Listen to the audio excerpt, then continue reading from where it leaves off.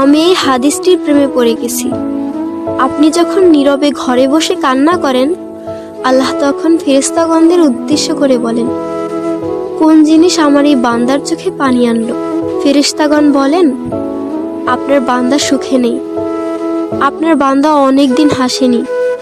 এই বলে ফেরেশতাগণ কান্না করতে থাকেন এবং আল্লাহকে বলেন, হে আমার রব, আপনি জানেন আপনার এই বান্দার হৃদয়ে কি রয়েছে, অতএব আপনি তার জন্য সবকিছু সহজ করে দিন।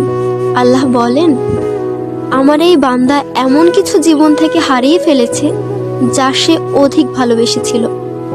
অতএব আল্লাহ বলেন, আমি শপথ করছি, আমার বান্দা তার জীবন থেকে যা হারিয়েছে এর চেয়ে উত্তম জিনিস তাকে এনে দেব, যা দেখে দুনিয়া ও আখিরাতের সবাই বিস্মিত হবে। আলহামদুলিল্লাহ।